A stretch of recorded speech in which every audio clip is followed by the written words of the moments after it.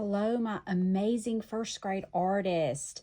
Today we're starting a new project and we're going to really get to use our creativity today because I want y'all to design some really cool monsters for this activity.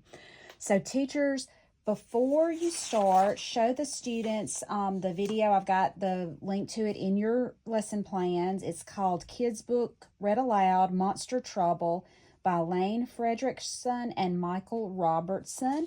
And that's gonna get us kind of in the mood for looking at different monster faces.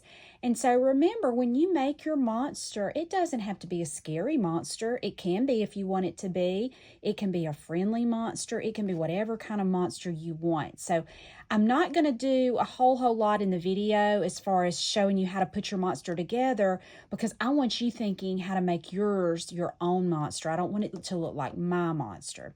So we're going to be talking about several elements of art and principles of design on this. We're going to be looking at shapes. So can you see the different shapes I've used for my monster? I've got a big shape here. It's a big what? It's a big circle. And then I have more circles for his eyeballs and the pupils inside the eyeballs. I've got triangles for teeth. I've got rectangles for hair. And so you can do all kinds of different shapes. We're going to be using lots of colors, and we're going to see what happens when our colors start to mix on this really cool paper.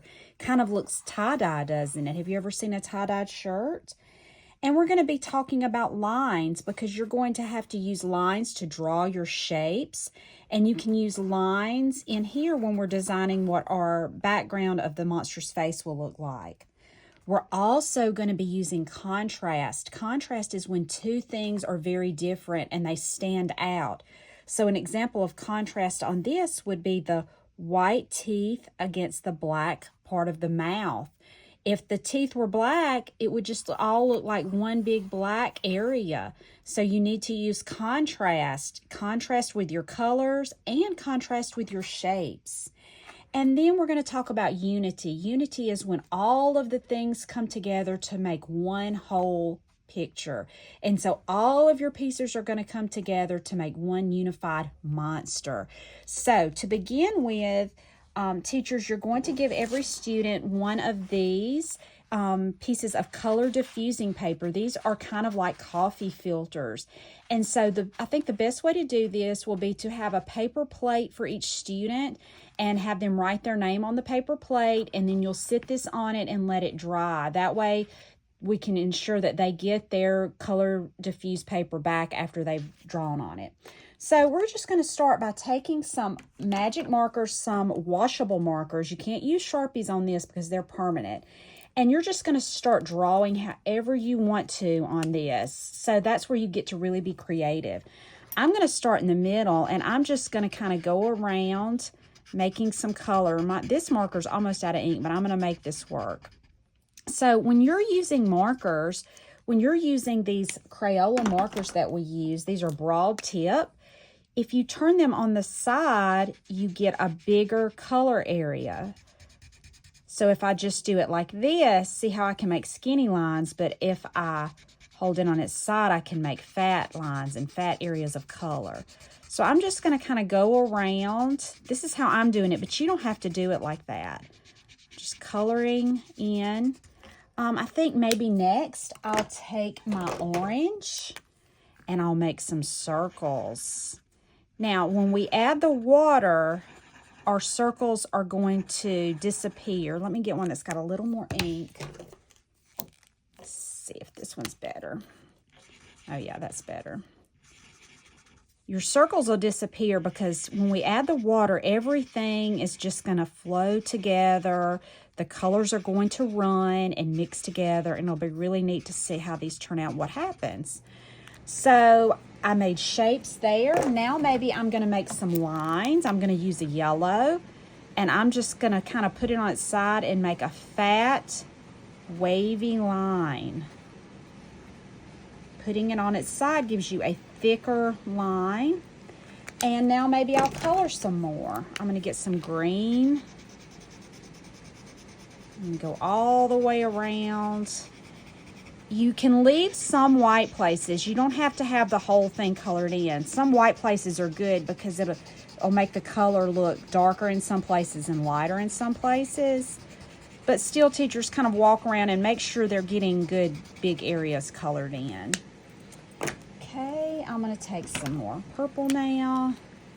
I'm going to do another. These purples are just really almost out of ink. Let's see if this one's better. Okay.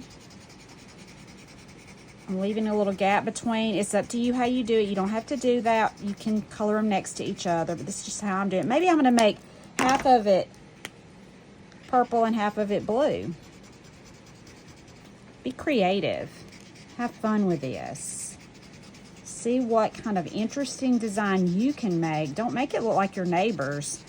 Make it your individual, your special design.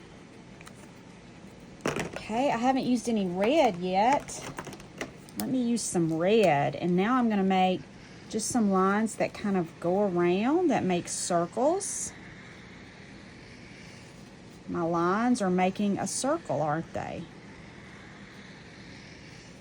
And I'm not trying to make them perfect. Remember, when we spray the water, it's going to kind of make it all run together anyway. And one more. I'll add some more yellow. Go around the edge with some yellow. What do you think will happen when the yellow and the red mix? Does anyone know what color yellow and red make? Well, if you said orange, you are right. Yellow and red make orange. So as the water is added, we're going to get to see what happens when all of these colors mix together. And sometimes colors mix together and make browns and darker colors like that. That's okay. Those are called neutral colors. And that happens. Okay, so after they've got it like this, you can let them spray it. Let the students spray their own. Just make sure they're not overspraying it. Make sure your water bottle is set to mist and not stream, so that you're not just getting a stream of water. So kind of practice first and make sure your water bottles are spraying correctly. And then just let them spray it. They don't need to overdo it. Just a little all over. And you see that the colors are starting to run. It's really pretty. It gives it a really neat tie-dyed effect. And the longer it sits, the more it runs. And you can just, like I said, put these on a paper plate and let them dry. Have their name on the back so we'll know exactly who's to go to. So I'm going to move this out of the way. And then I don't really think I need to show any more. You're going to have, after these dry, you'll have a piece of square paper that I've already pre-cut. You'll use Elmer's school glue and glue this on. So I just made a swirl and I glued it on. And then you're going to let the students design their monsters. So you can use circle templates to cut out the eyes. And you can use rulers if they need straight edges, or just let them draw straight. And one tip, I know I've showed this before, but if a student cuts out a circle and they trace it with a pencil, so they use their circle template, they trace a pencil line here and cut it out, show them how to flip it over when they glue it down so the pencil line won't be showing. If they use a pencil and draw a triangle for teeth, then cut it out, flip it over, and you won't have any of your pencil lines showing, and it'll make a lot neater looking project in the end. So also, teachers, you can put this up on your Elmo on your board, and so the students can see some examples. So just look at all these examples. Some of these monsters have one eye. Some of them have these horn things coming out of their head. Look at some of them's teeth. These have 3 eyes, like my monster, 1 big eye. I just can't wait to see what you do. These didn't really put any hair, but I really like if you put a hair or horn or something coming out of the top, just to get a little more interest. And then this person even put some eyelashes on their monster. So I can't wait to see what you do. I'm going to put these on our Sonia. And if you really take your time and do a good job, you may even get one in the art show. So do a good job, make neat work, and I'll see you next time. Bye.